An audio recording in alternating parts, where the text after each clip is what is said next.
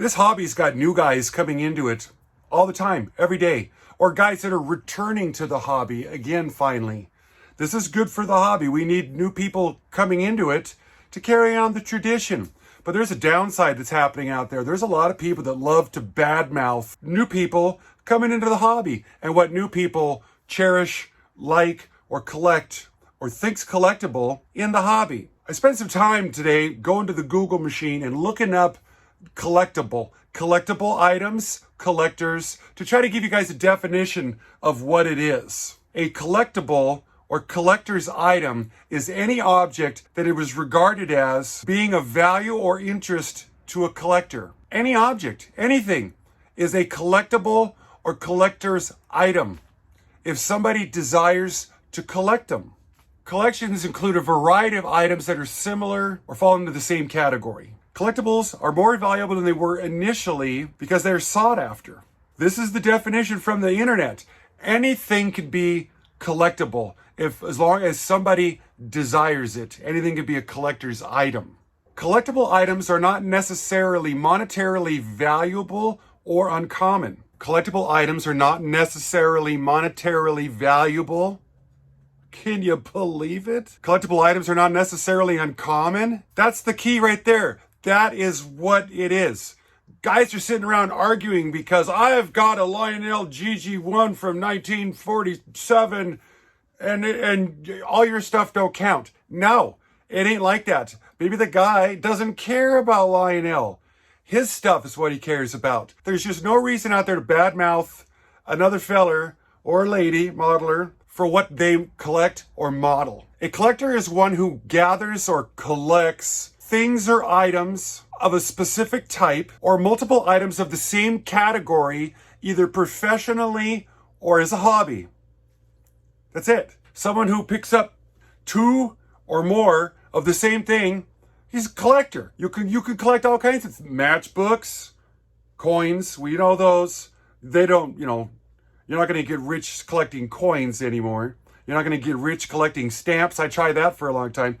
You're not going to get rich collecting trains, but if there's a desire for the one you have and more than one person wants to own it and they both know it's for sale, prices will ratchet up. There's more things that define old stuff, trains and things like that. If it is 20 years to 100 years old, it is considered vintage. Items, early Lifelike, early Tyco, early Bachmann from the 70s is literally vintage. When you see an eBay ad and you want to, a guy puts down vintage because thinks he's going to get more money for it.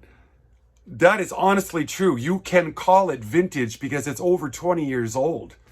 Oh, that means P2Ks are now also vintage because they're over 20 years old. Goodness. You can list them that way and shouldn't be getting hassled because that's the true definition of being vintage. If it's over 100 years old, it's considered antique.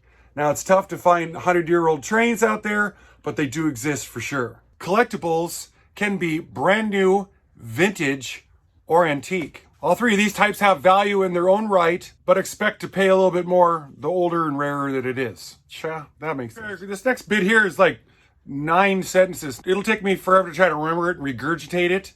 I'm just going to read it off because it'll take me forever just to edit it all together so it looks like I faked you out. I'm just going to tell you right off, there's just no way I can remember all this. Kick it out. A key characteristic of a collectible item is its potential to appreciate in value, meaning it becomes worth more over time due to the rarity, condition, and demand. Guys that collect brass HO, they'll swear up and down that that's the only thing that's collectible because it's imported in small numbers and they're rare and they're not making them anymore. And guys spend tons of money on them. And they'll argue that everything you got ain't no good and theirs is only the best. Well, brass is coming down now because it's not desired anymore. People would buy brass because it was more detailed. Well, now there's this hybrid stuff out there like BLI's coming up with. It's painted, it's detailed. The plastic molded injection technologies increase so much more that the brass has fallen by the wayside. Plus, brass was like 70s and 80s It don't have nice motors in it. It's very difficult to work on. They're not good runners. A collectible will also appreciate in value monetarily due to demand and popularity. Items linked to nostalgic eras like our childhood toys will become sought after as we get older. My dad's train set was Lionel, 3-rail O's as a child. And as he grew up, if he would have continued the hobby, he would have wanted to have the stuff that he could never afford as a child. That's what a lot of Lionel collectors did. Now them collectors are in their 80s and 90s. Many have unfortunately passed on. There's no demand for post-war Lionel O like there was. Careful now, don't maul me. Like there was in the 70s and 80s. These guys finally have money. They got an empty nest and they want to buy everything that they've ever wanted as a child. You can do that. What's bringing up the demand of the Tycos and the Lifelikes is because guys my age, I just realized I ran the numbers. I'm 58 now. I can't believe it.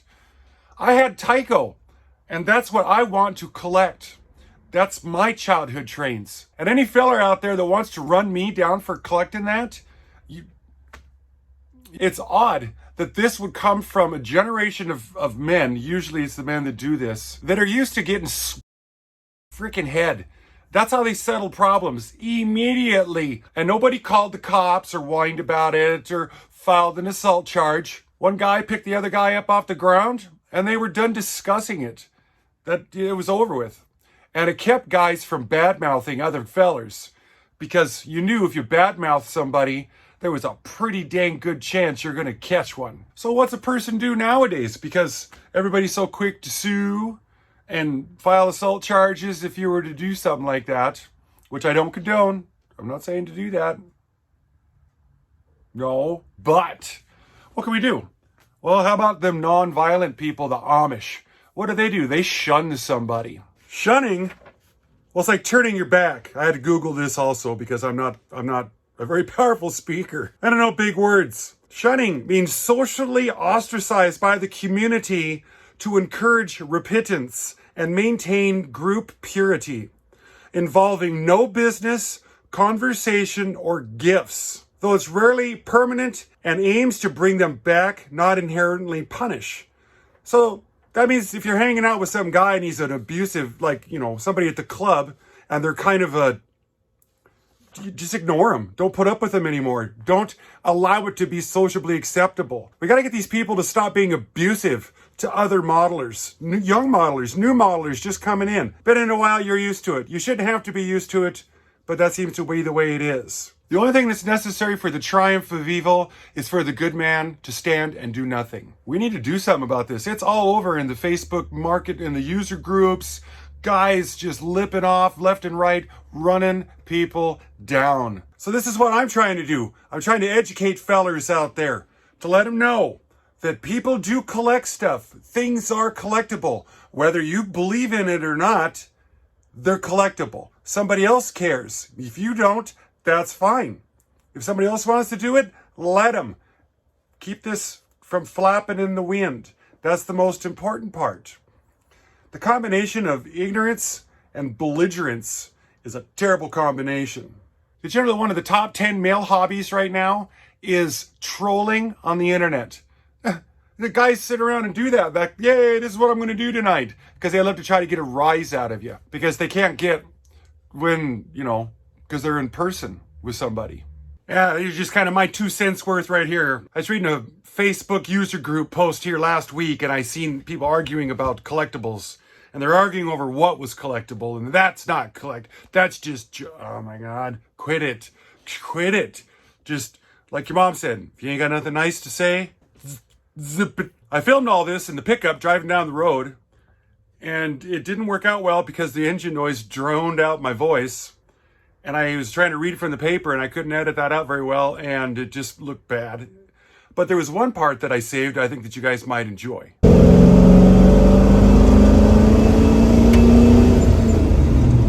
A person only needs So I guess my whole answer to this whole dilemma, because you can't change others, you can only change the way you react to others, pretty much sum it up with this cup of coffee here.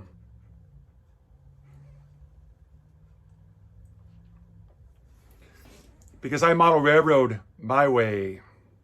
I got a lot of changes coming up here. What have we been doing?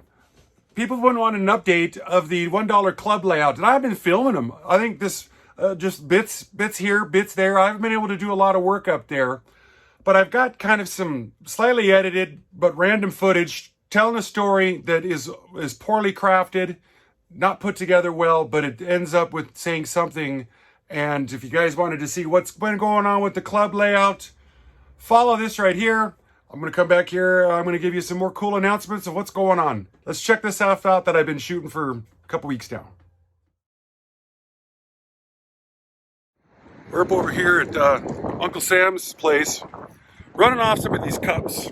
This is my first batch of the 33%ers right here. We're going to roll them in and put them into the kind and gentle hands of the United States Postal Service. Make sure they get to everybody before Christmas time. It's December 11th right now. It's 50 degrees outside. The storm coming in. I'm gonna battle this place during Christmas time to get some more wire racks for the club layout storage shed. Right, here's the story of my life. I don't want those. I want whatever was there, because those are the bigger, taller ones like this that I've got. They're all out. But we've got 2 Walmarts in this town here. I'll go clear the heck across town and see what I can score up over there. It's always what happens during the holidays, is all the stuff you want is bought and sold out. Well, hopefully across town, I'll score a little bit better here. I always like coming to this end of town, the rich end of town, because you can't smell the sewage treatment plant anymore. Makes it a bonus. Plus the fact is the cops aren't all tattooed up, so it never makes you wonder if it's just some bad guy that beat up a cop, took their uniform, and they're out wandering around right now. Let's go see if I can find what I need in here. My trip across town worked out. Now I can mail more and more of them mugs. I'm gonna be the guy that's gonna take them all, because that's what the last guy did to me. Well, it made it all worth it. I found exactly what I needed, so the drive across town worked out well. Now I just gotta figure out how to get it in the cart without blowing my back out. Here last summer, there was a grain silo sitting here, loading up, going to market stuff for years and years and years, and they just demoed it. I was driving by today now because I wanted to see what the demo looked like when it was all gone, and then all of a sudden this thing was visible from the road. Might have been sitting there for quite some time. Now I wished I knew if I remembered everything I said in my, is it an SW700 or an SW1500? Because I can't remember. I think I'm gonna go with the 700. It's all fenced in, you can't get to it, and it's right by the main tracks that go through town here. Probably railroad security and everything else. I just wonder what the Billings grain terminal is going to be doing with this. Is it going to sit here and rot? I'm not much of a foamer, but I just thought it was an interesting piece. Well, the air's nice and thick, making the train horns sound like they're just right next door. It's been about 3 months since I've been up here. These doors are heavy, and they got a chain drive on the inside, but you got to get halfway in them to get it open. Oh, Jesus. Let's see what I can do here.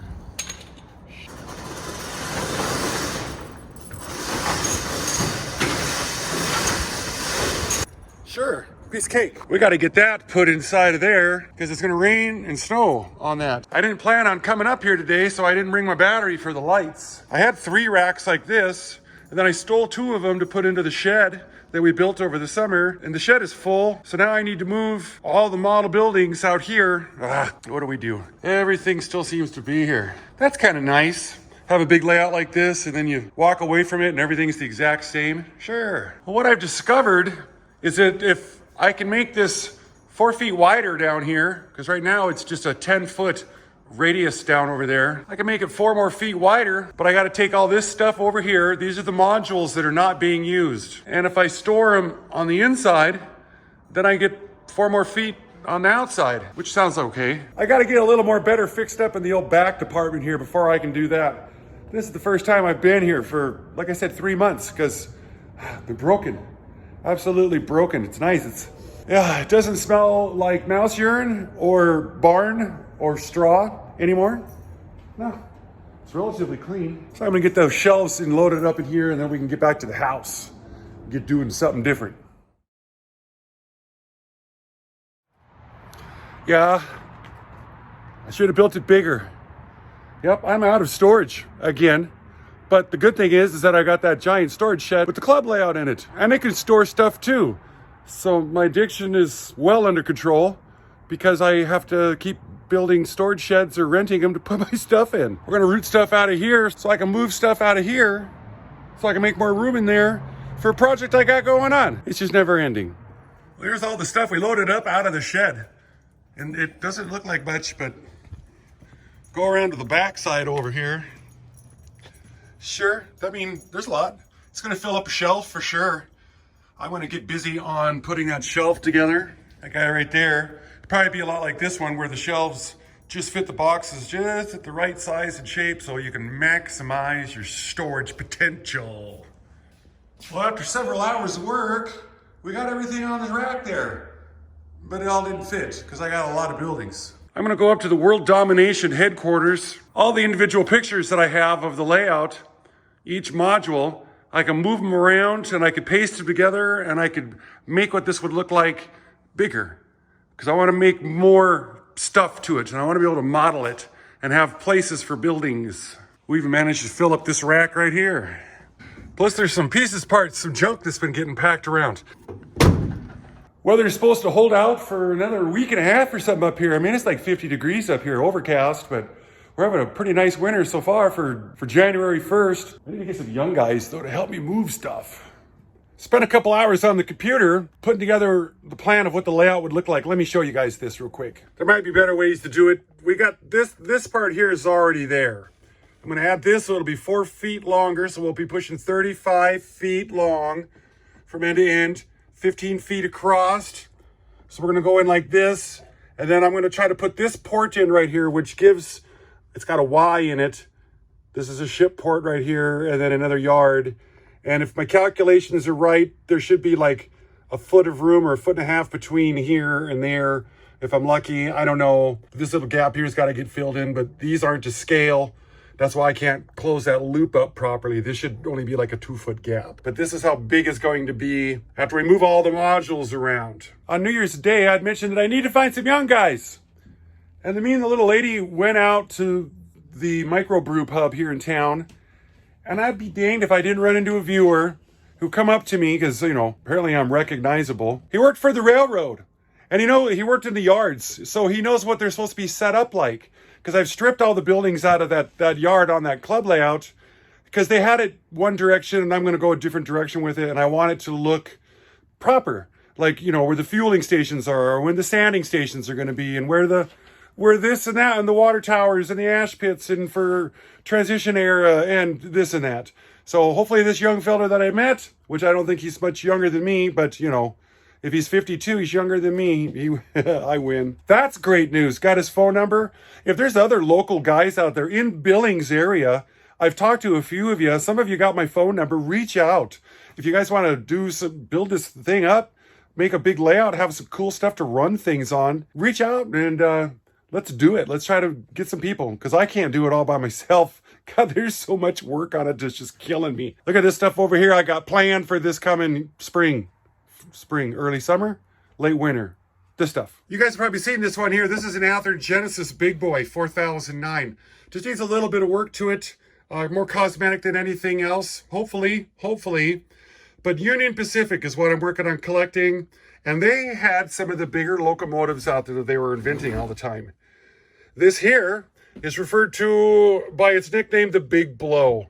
Doing some just quick research. Come to find out there's 4 generations of these Big Blows. So I am trying to collect all 4 generations of the Big Blows. Also, I believe we'll do teardowns on them, plus the stories of each one. And then this here is what they call a U50. It's what they did with the Big Blow parts after they took the turbine off of it and reworked them a little bit because that wasn't working very well. But there's a story behind that all the same. Now this layout here has been removed and it's been a cup making station for quite some time. I got to get this out. I got to get those out. That's why I was cleaning out that shed because I want to build something in here. This thing right here was everybody at my age that modeled wanted to have this size of the Tyco layout with all the stuff that's on it. Well, I've got all the stuff. I've got the cars, I've got the locomotives, I've got the buildings, everything. All of that stuff I've got in there. And when it's super, super cold outside, I don't want to be up there in that shed up there at the club. No insulation, 40 below, because you can't heat that for nothing. So I could be in here in the warmth of this beautiful area, modeling again. I've done a lot of repairs. Now it's time to do some modeling videos here on the layouts, woodwork, wiring, track laying. That's what's going to be coming up here for at least the month of January after this one here. I'm excited to switch gears a little bit. I hope you guys are too. I've kind of yapped about it enough here. I want to thank all the 33%ers. Why is my hand always in that shot? I want to thank the 33%ers for hanging out with us. Also want to thank all the club members out there. Showed you guys the club layout. We still have it. It's still up there in the storage shed. Everything's doing its thing. Just kind of an update and my 2 cents worth on what one of the problems is with the hobby. So we will see you guys next week. I'm Ron with Classic Model Trains. Bye-bye.